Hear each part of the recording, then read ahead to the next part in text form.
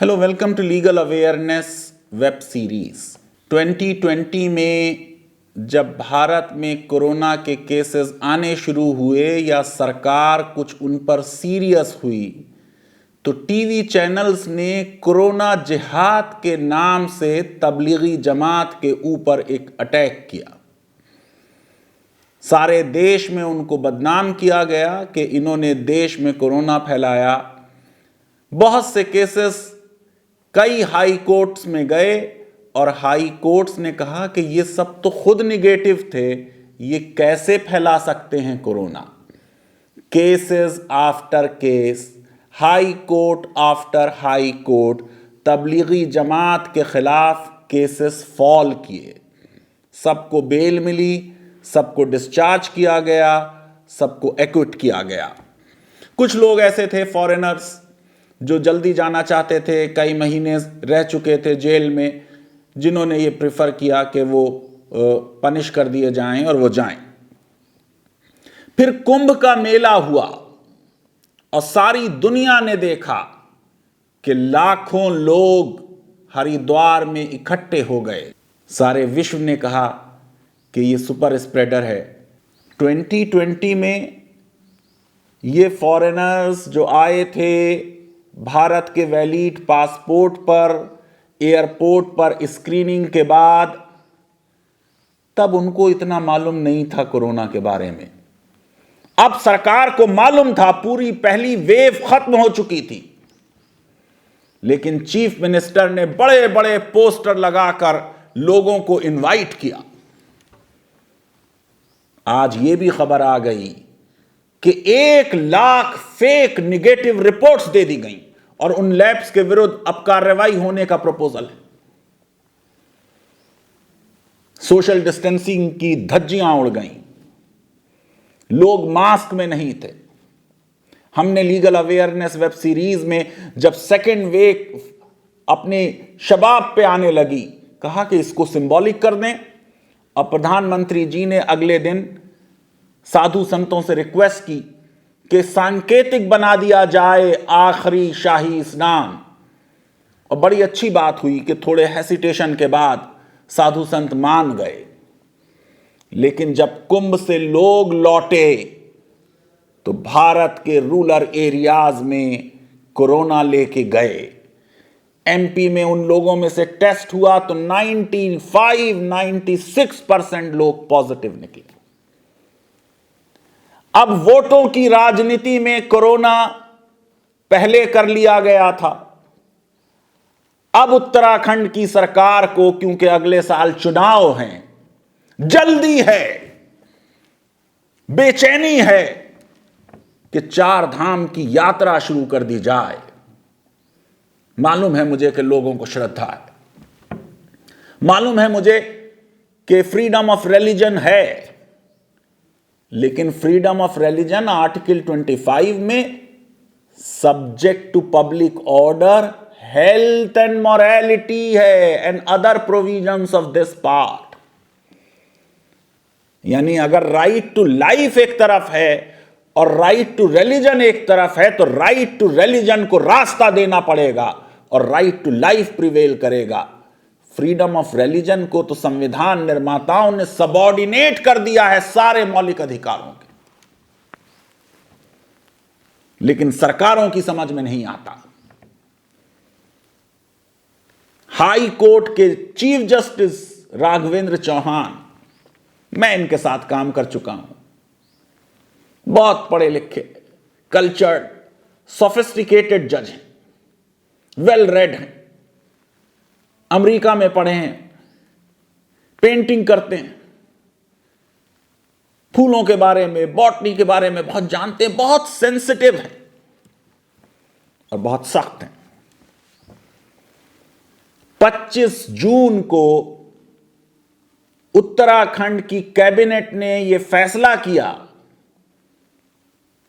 कि 1 जुलाई से लोकल लोगों के लिए 4 धाम यात्रा जो है वो 3 डिस्ट्रिक्ट्स में शुरू कर दी जाए।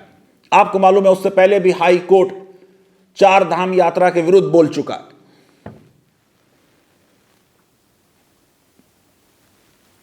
अब कोर्ट ने 34 पेज का ऑर्डर दिया है कल। पढ़ने से ताल्लुक रखता है यह ऑर्डर। स्पेनिश फ्लू से लेके डेल्टा वेरिएंट तक, उस डेल्टा वेरिएंट के क्या कैरेक्टरिस्टिक्स हैं, हर चीज आपको इस ऑर्डर में मिलेगी। कुछ बातें इस ऑर्डर के बारे में आज करनी है। हाई कोर्ट ने कहा, आप भूल गए आपका गलत फैसला कुंभ का, जिसने सेकेंड वेव को कंट्रीब्यूट किया। हाई कोर्ट ने कहा, needless to say the second wave struck the country like a tsunami. It not only killed about 3 lakh people in the country, but in its wake, it has also left devastated families and orphaned children. It reached its zenith in April and May. During that time, neither life-saving medicines were available, nor the oxygen tanks were available, nor sufficient numbers of beds available, nor sufficient numbers of ambulances were available. The healthcare system began to crumble. Consequently, people had to run from pillar to post for seeking and begging only to be saved from the second wave. 3 lakh लोग मरे, tsunami की तरह दूसरी wave आई, कितनी families devastated हो गई, कितने बच्चे यतीम हो गए, न दवाएं मिली, न ऑक्सीजन टैंक्स मिले, न बेड्स मिले, न एम्बुलेंसेज मिली, पूरा हेल्थ केयर सिस्टम चरमरा गया। उत्तराखंड सरकार इस सिस्टम को इंप्रूव करने के बजाय अपने वोटर्स को खुश करने के लिए 4 धाम की यात्रा पर इंसिस्टेंट है। आगे कहा चीफ जस्टिस चौहान ने, it is common knowledge that as people began to die there were insufficient spaces in our crematorium and burial grounds. शमशान घाटों और कब्रिस्तानों में जगहें नहीं थी। लोग मरने वालों को एक डिसेंट क्रिमेशन नहीं दे पाए, एक बरियल नहीं दे पाए। सैटेलाइट इमेजेस 2020 की इंटरनेशनल मीडिया ने दिखाई, एंडलेस चिताएं थी जो जल रही थी। दयनीय कंडीशन में लोग थे। यह अब हाई कोर्ट कह रही है। कोर्ट ने कहा, अकॉर्डिंग टू एक्सपर्ट्स, उत्तराखंड को 70% लोगों को भी वैक्सीनेट करने में 18 महीने लगेंगे। कोर्ट ने कहा, यह कैबिनेट का 25 जून का डिसीजन एक्सपर्ट की चेतावनियों के विरुद्ध है, केंद्र के निर्देशों के विरुद्ध है। थर्ड वेव को कंट्रोल करने के बजाय यह तो थर्ड वेव को और बढ़ा देगा। कोर्ट ने कहा, कैबिनेट का डिसीजन आर्टिकल 21 के विरुद्ध है, article 39E, article 39F, article 47 के विरुद्ध है और भारत के इंटरनेशनल कन्वेंशंस को जो कमिटमेंट है उसके विरुद्ध है। कोर्ट ने कहा कि लोगों के इंटरेस्ट में इस यात्रा को रोकना जरूरी है, इसको अलाउ ना करना इवन इन लिमिटेड नंबर जरूरी है, क्योंकि delta plus variant third wave आ सकती। कोर्ट ने कहा, 4 धाम में जो पूजा अर्चना हो उसको लाइव टीवी पे दिखा दिया जाए ताकि लोग उसे देख लें। मैं आपको बता चुका हूं कि चीफ जस्टिस चौहान अपने ऑर्डर्स को लिखने में कोई हेसिटेशन नहीं करते। पैराग्राफ 11 में लिखा, According to the expert, one of the great contributory factor for the steep rise in second wave was the ill decision to hold Kumbh Mela in Haridwar between April 1 to April 30th. According to media reports, about 57 deaths in Uttarakhand itself occurred in May 2021 were due to holding of Kumbh Mela in April 2020. सिर्फ उत्तराखंड की 57% जो deaths हुई हैं वो कुंभ मेले से हो गई। कहा कुंभ मेले की तस्वीरों ने देश को एम्बैरेस किया है और विश्व कम्युनिटी सकते में आ गई, शौक में आ गई। 4 कैरेक्टरिस्टिक डेल्टा प्लस वेरिएंट के पैराग्राफ 16 में लिख दिए। ये इम्यून है वैक्सीन से, यानी जिन लोगों को वैक्सीन लग चुकी है वो भी खतरे में है। डायरेक्टली लंग्स को इफेक्ट करता है,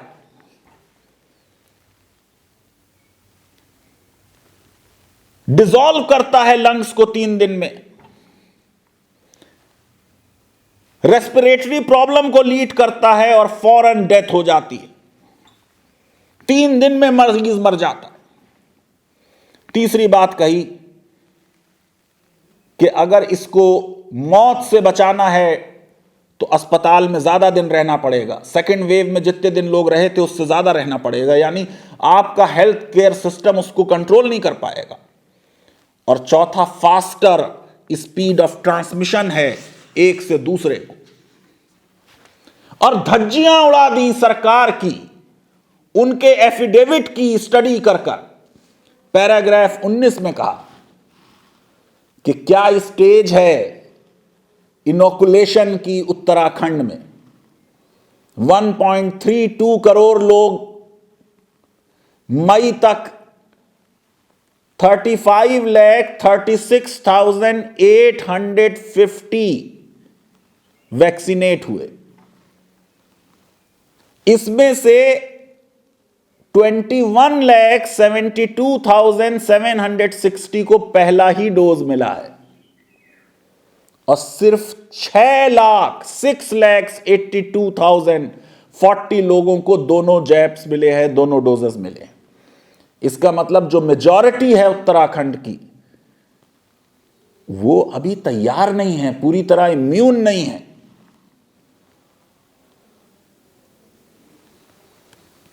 फिर वो 3 डिस्ट्रिक्ट्स जिनके बारे में सरकार कह रही है यहां लोकली अलाउ कर दिया जाए, उत्तरकाशी, रुद्रप्रयाग और चमोली।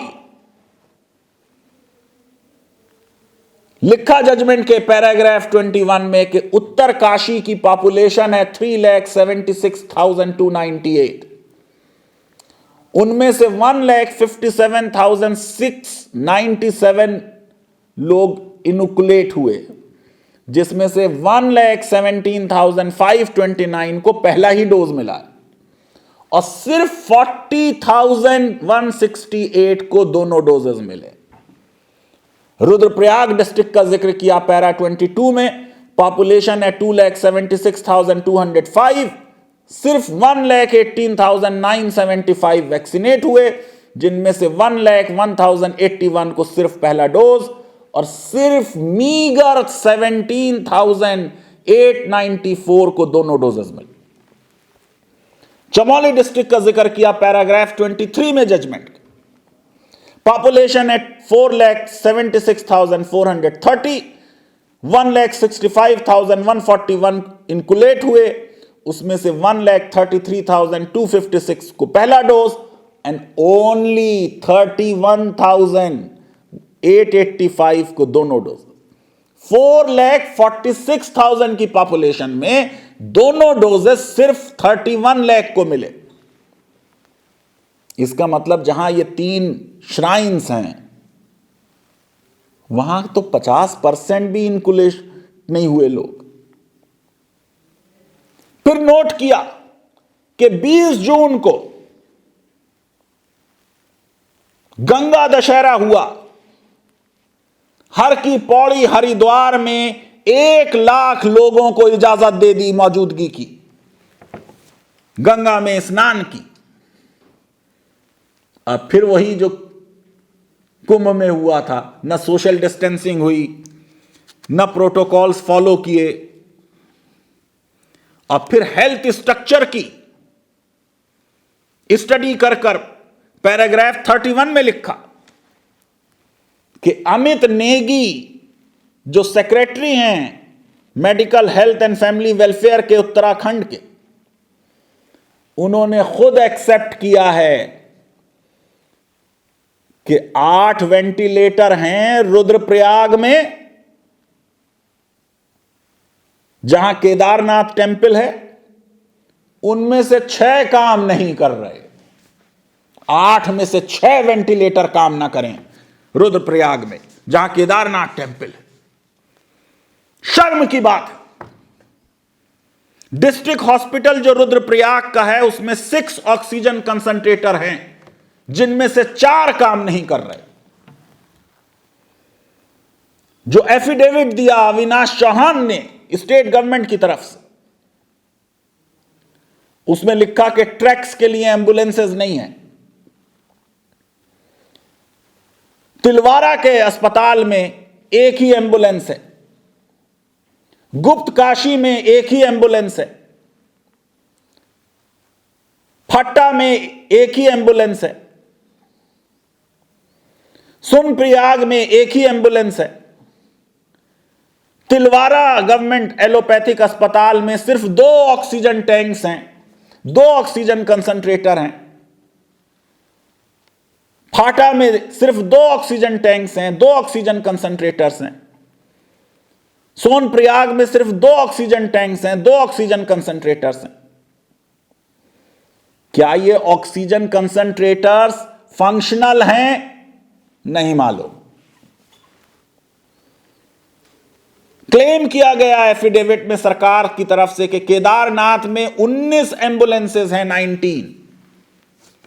ये जस्टिस चौहान हैं, उनका ये नहीं मालूम कि ambulances advance life saving ambulances हैं या बेसिक लाइफ सेविंग एम्बुलेंसेज हैं। उत्तराखंड हाई कोर्ट ने कई ऑर्डर्स कोविड के दौरान जो पास किए हैं, वो काबिले तारीफ है। लिखा उन्होंने कि डेल्टा वेरिएंट जो है देश में 1 महीने में फैल रहा है, कैसे बच्चों को बचाएंगे। कितने सख्त अल्फाज एक ऑर्डर में लिख दिए, हमको बेवकूफ मत बनाइए। कह दिया चीफ जस्टिस चौहान ने, don't tell chief justice there is Ram Raj in Uttarakhand and we live in heaven. यह अजीब एक बात है कि कोई भी पॉलिटिशियन, चीफ मिनिस्टर अपनी स्टेट को कह देता है हम राम राज में रह रहे हैं, हमारे यहां जन्नत है, स्वर्ग है। कितना स्वर्ग है वो सब सामने आ गया सेकेंड वेव के दौरान। इससे पहले प्रीस्ट के बारे में कहा कि अगर पुजारियों में फैल गया, यह भी 4 धाम का मामला था, तो क्या होगा। टेंपल के अंदर 20-20 पुजारी छोटे से रूम में मौजूद हैं।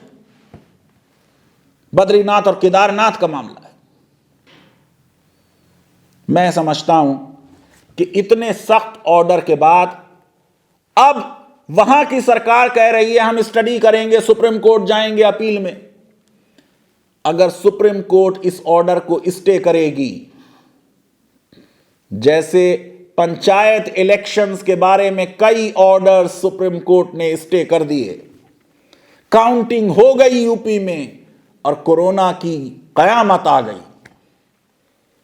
सरकार को समझना चाहिए, वो पॉलिटिकल पार्टी हैं, उनके पास बहुत बड़े नेता हैं प्रधानमंत्री जी के रूप में, वो इजीली चुनाव जीत जाएंगे। धर्म को राजनीति में ना लाएं, लोगों की रिलीजियस आस्थाओं का इस्तेमाल कर कर चुनाव ना जीतें। कोई खतरा किसी पॉलिटिकल पार्टी से बीजेपी को नहीं। मैं ये समझता हूं कि ये इतने डिटेल्ड ऑर्डर, जिसमें पूरे हेल्थ इंफ्रास्ट्रक्चर की हकीकत लिख दी, उसके बाद भारत जैसे बहुत जनसंख्या वाले देश में, जहां पे अभी वैक्सीनेशन बहुत कम हुआ है, लोकल लोगों को भी 4 धाम में परमिट करना खतरे से खाली नहीं है। लीगल अवेयरनेस वेब सीरीज अगर आपको पसंद आती है तो मेरी रिक्वेस्ट है कि हमारे इस वीडियो को वाइडली शेयर करें, हमारे चैनल को सब्सक्राइब करें और बेल आइकन और लाइक जरूर क्लिक करें। बहुत बहुत शुक्रिया, धन्यवाद, थैंक यू वेरी मच।